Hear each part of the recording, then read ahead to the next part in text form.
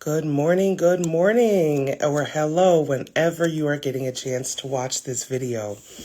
My name is Jackie Boyd. My pronouns are she, her, and they, them. And I have the honor of being the owner and founder of the Care Plan. We operate out of Chicago, Illinois, but we are here for you wherever you are at in the U.S. We are happy to provide care navigation services for our older adults and community members with disabilities, chronic illnesses, or who are having a procedure or surgery. And we also support communities of care within workplaces. So if you need facilitation services, a strategic plan, the opportunity for executive coaching, come on to the Care Plan. We are happy to have you. I know some of you may miss my dear co-navigator, Krishan Lucian, today, but she'll be joining us soon. As we talked about last week, we'll be shortly, in about 2 weeks here, getting into some taboo topics. So stick around. If you haven't been here in a minute, come on back. And we will, as always, start with our affirmations. So I hope wherever you are, you just take a moment to settle in, to breathe, and to be present in your body. So take a moment here with me, and we're going to take a deep breath in through your nose and out through your mouth. We want to do a version of parasympathetic breathing today that allows for your nervous system to calm down. You deserve. So please do take this moment. We're going to take a deep breath in for 3 seconds and exhale for 6. So deep breath in through the nose. 1, 2, 3. Out through the mouth. 1, 2, 3, 4, 5, 6. In through the nose. 1, 2, 3. Out through the mouth. 1, 2, 3, 4, 5, 6. In through the nose. Out through the mouth.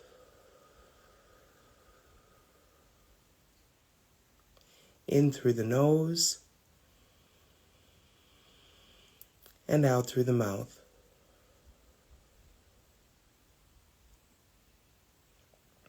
And today, as we meditate on what it means to have a good death, to plan for ourselves, to think about that last few years or few moments of life, take a moment for stillness and imagine, how can you exit this life on your terms? How could you leave without regret?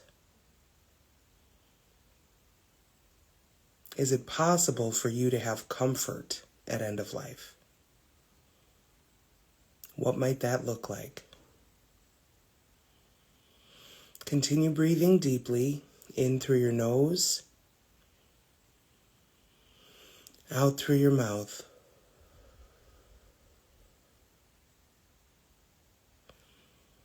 And you want to just give yourself the chance to think about death and the end of life as something to be at peace with, as something to design, as something to work towards.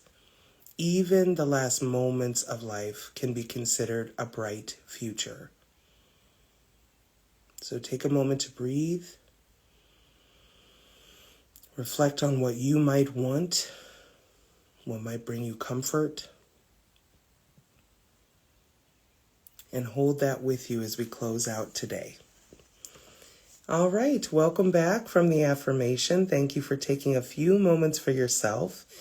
And if you have questions about death, dying, illness, injury, don't hesitate to reach out. We are always happy to be here with you and for you. I wanted to talk today about a few different ways to think about a good death. Right? There's the pre-planning. That's why in our affirmation, I was suggesting to give yourself the time to reframe. Whatever your frame has been around death, for many of us, it is a concept that is surrounded by sadness or grief or loss or fear. But it does not have to be. Most of the folks who are watching our channel are somewhere, south of 70. And you probably have time now to think about, how can I have a death that even maybe feels good or feels peaceful? The first thing you want to do is define for yourself, what would a good death look like? It is different for everybody. Some people want their family and friends around them. They want it to be like a party environment. They want people to be having a good time.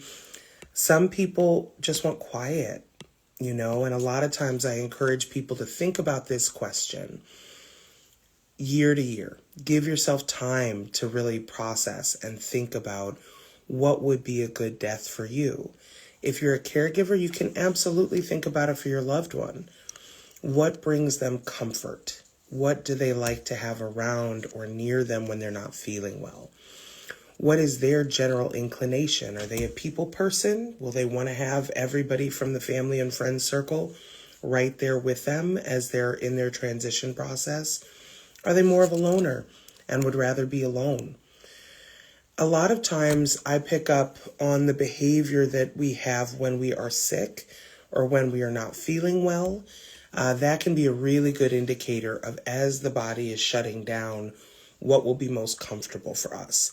So if you don't know yet, and if you're like, Jackie, I can't even think about death. I got work right now. I have all these things I have to do. I'm worried about the state of the world. Fair. Absolutely fair. And you still get to decide to some degree how you want to be supported on your exit. You have the time and room to really claim not just your aging, but your dying process. So let's think about what a good death might be for you. You might want to think about location. Where are you at? Who are you around? Do you want to pass at home? Is that going to be okay for you and your family? We had a family call us a couple months ago, right around the holidays, and the father had an unexpected cancer diagnosis that was moving very, very quickly. This is a really tight-knit family. And the dad and mom are completely devoted to each other. Like, they've just been together so long, they're like one. And he made it very clear, he only had about 2 weeks from the time he got his diagnosis until he passed away. He made it very clear he didn't want to pass away at home because they had taken care of their parents, and he saw what it had done to his wife. So for himself, he said, actually I don't want to pass away at home. I want to be in a facility so that she doesn't have to have that memory as she's moving through our house, because I saw what it did, with our parents when they were in the house and passed away. Incredibly, incredibly valid, incredibly legitimate. For most of us, the things we want and don't want come from lived experience. It comes from seeing other people go through it. It comes from being dissatisfied or seeing something that you kind of liked. I remember the first person I was with who passed away was in the nursing home. This was when I was 18, first summer working in the nursing home.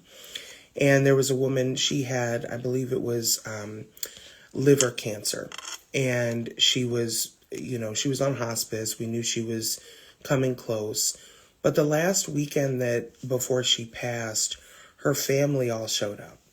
And they all sang to her. So they sang these hymns.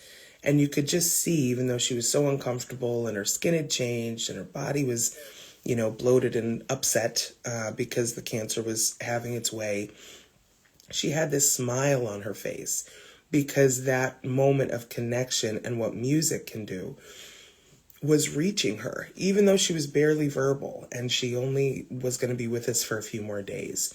And I remember that moment thinking, wow, if I was going to have anybody by my bedside, I'd want a choir. I'd want a small group of folks singing me on home, but it's different for everybody. So when I say think about what a good death means for you, define it for yourself, you really can start with all those lived experiences, the things that made you afraid or disgusted or terrified, and the things that you saw that you were like, well, that doesn't seem too bad. That seems okay. I'll give you another example of what I would consider a good death, given the circumstances. An elder trans woman was referred to us a few years ago by a physician, and she didn't have anybody in the world. It was just her. So dignified, so independent, so fiercely protective of herself and her space. And it was tough for her to think about moving out.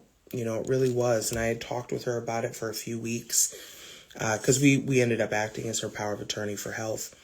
But I had talked with her about it for a few weeks, and I had said, there are places that are more comfortable where you'll have access to a nurse, but you don't have to see somebody all the time or feel bothered. And she was not interested at first. She really wanted to be in her studio apartment, and she did that for as long as she could. But with her conditions, she had difficulty with breathing. She needed her oxygen adjusted. Eventually, she got weak to the point where it wasn't really, she would have done herself more harm if she had been on her own. And so, one day she called me and she said, Jackie, I'm ready. I want to go to that place. And so we were able to transition her to this beautiful facility that is run by Journey Care up in Barrington, Illinois. And it's set up, these hospice facilities, when you can find them, they're very rare to find standalone hospice facilities. There are, it's more likely to find a hospice unit in a hospital. But these standalone facilities are really designed for life at the end of death, life as you are dying. So it's a beautiful environment. You get 1-to-1 or 2-to-1 care from the nurses and CNAs. Normally it's beautiful outside, so you have something pretty to look at. And she had a door that went right out to this beautiful garden. She was with them for about 2 weeks before she passed. But my goodness, was she more safe? Was she more comfortable? She had everything she needed. And then her team, as she passed, the Journey Care team, they played a song that had meant a lot to her as her body was being moved out. So there's, I feel really strongly, especially as LGBTQ plus people, that we have the opportunity to think about our aging and our death. We are of the first generations in the U.S. to be able to age out and to be able to say, hey, we're going to try to live to advanced age and we want to die well. So we, as much as anybody, should be thinking about this. I also think about this, in my Black community, because I run into a lot of kind of fear and I'll say superstition, but it's almost more like pass me by vibes. Even in my own family, talking about death is not comfortable. People kind of have the impression that you're inviting it in, which I don't believe or agree with. I think that we really get in trouble if we don't look at our own dying process and what we want to have happen and who we want around us. So I know on this channel we talk a lot about advanced directives, and they're very, very important. But what I'm talking about today is not advanced directives. I'm talking about the mechanics of how we actually pass away and how that can be, where you can, a controlled or calm process. So thinking about what you want first, and then getting to a place of, what are my options? What are my resources? Am I a hospice person? Am I I want to have a natural death, or when my medical conditions get too complex, then I'm okay to transition, right? Most of us have a threshold. We're like, okay, if I'm going to be hooked up to tubes, or, if I don't have my mental capacity or this, that, or the other, then that's a time that I'm okay for you to let me go, for me to die naturally. Many people, though, want to be with us for as long as possible. You may want to stay, connected to the medical system and get every treatment you can. There's a woman I've known for many, many years who passed away recently, and she had cancer as a teenager. And she always knew that she was not going to have many, many, many years. At the time when she was younger, they thought she wasn't going to have more than 5 or 10. But she lived an additional 40 years, which is amazing. And as she was approaching getting a new diagnosis for cancer, she had said, I want to keep fighting. I've fought my whole life. I want to keep fighting. And so she did. She went for the clinical trials. She did everything she could. And she ended up passing away, but she got some additional time with her family and with her grandchildren. No one should make these decisions for us. Come on. Every single day we are making decisions for ourselves. We are saying what we want, what we don't want. We're struggling through the workday. Why in the world would we not take the opportunity to be kind to ourselves and think about how we can transition out of this life with dignity and grace? Hi, Z. Glad you're here. Good morning. Good morning. We are talking about planning a good death, and is it possible? So if you have questions or if you have things you want to add, you're always welcome. But a lot of what I was speaking to is define for yourself what a good death is. What does it mean? What's important to you? And then find out those resources. Am I more of a hospice person? Am I more of a keep me connected to the medical system and try to be preventative through the end of life? Do I want to be at home? Do I want to be in a facility? Do I want to be where I'm at now? Do I need to move? Right? These are things that you want to be thinking about. And then don't forget your support circle. Don't forget the people that have been there your whole life, right? Talk with them to figure out, hey, how can we be connected here? What might you want to do or be involved with when it comes to my end of life? So that's all the things you can do leading up, right? Of course, the advance directives. You can prepay for your funeral services. I tell people all the time, pay early, sign up early, right? When I got into this industry, a prepaid cremation was still around $1,000. Now it's around $2,500 if you're prepaying. But the costs just go up, right? The expenses just go up. So if you can lock it down now, it's only going to get more expensive later on. Somebody's going to have to pay that. So you really want to think about what else can I get locked into place. It also is a wonderful gift to the people around you, to your executor of your will, to your powers of attorney, to have your paperwork in order. Those are all things you can do ahead of time. You can, have a file cabinet with all of your important documentation, legal, financial, passwords. You can share that document electronically with your loved ones. You can have an electronic file online.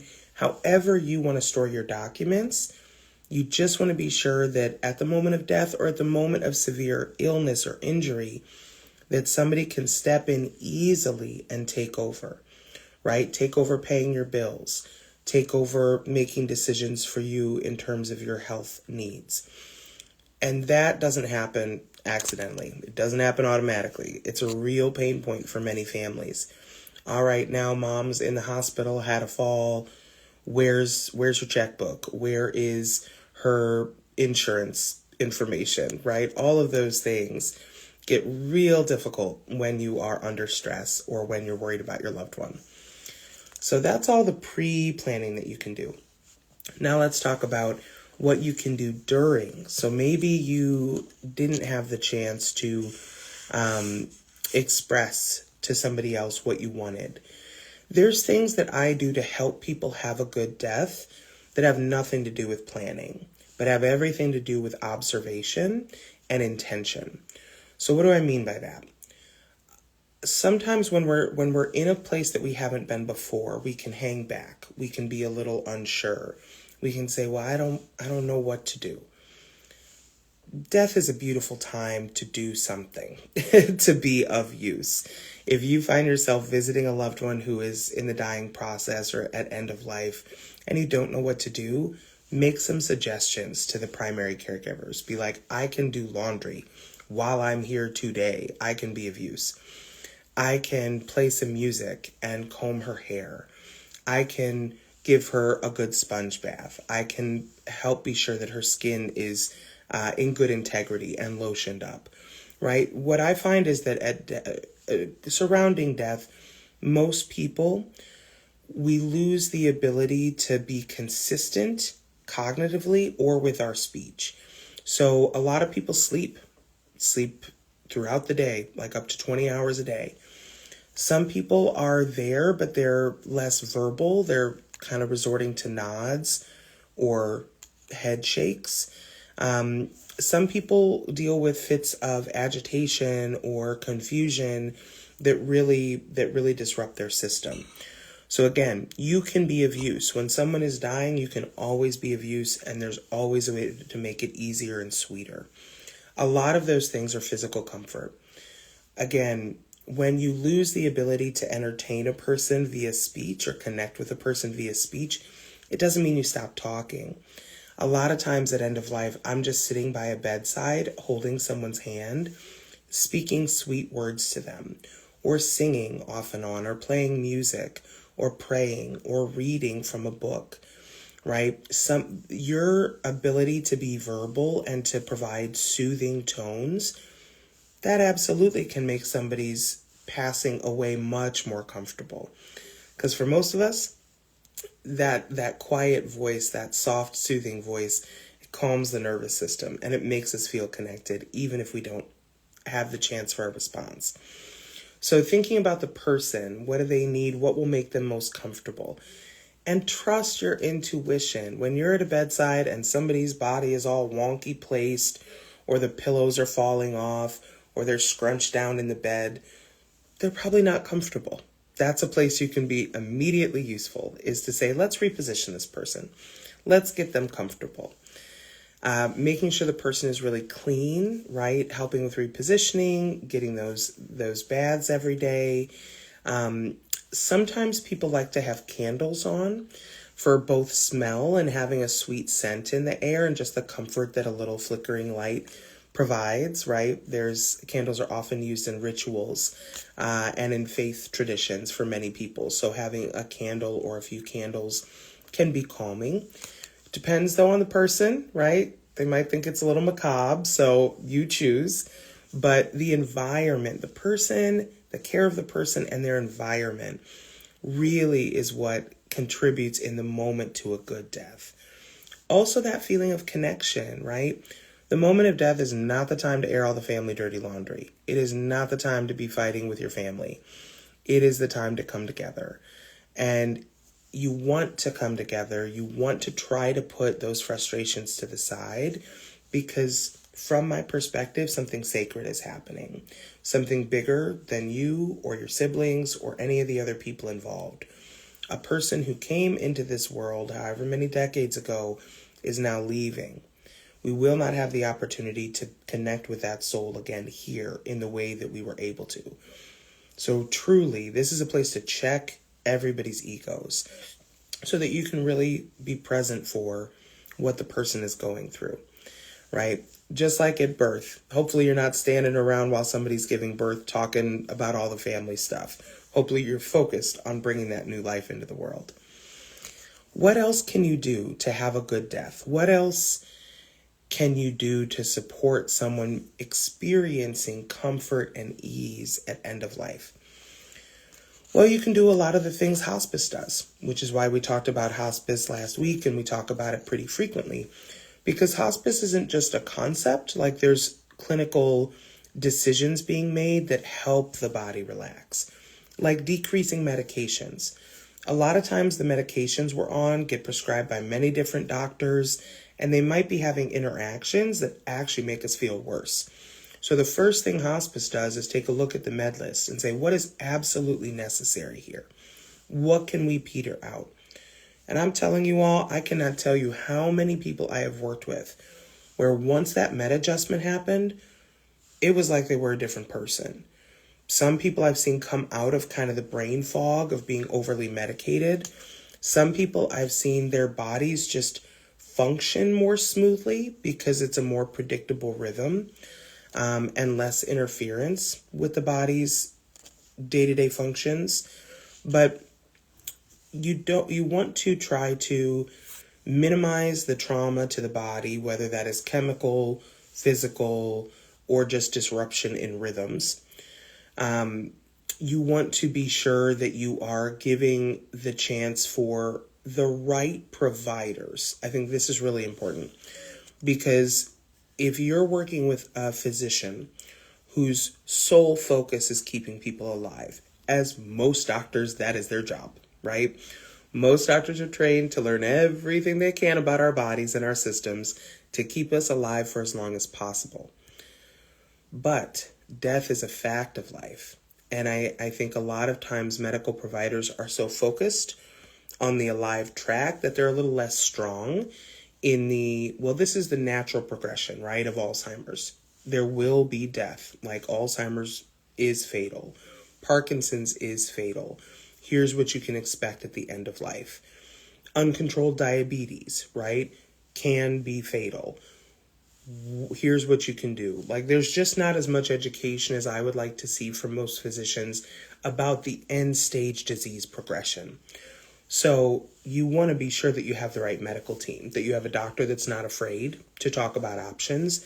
Even better, a doctor that's knowledgeable or has walked with some people through end of life and aren't just kind of that family practitioner that's mostly interacting with middle-age or younger bodies.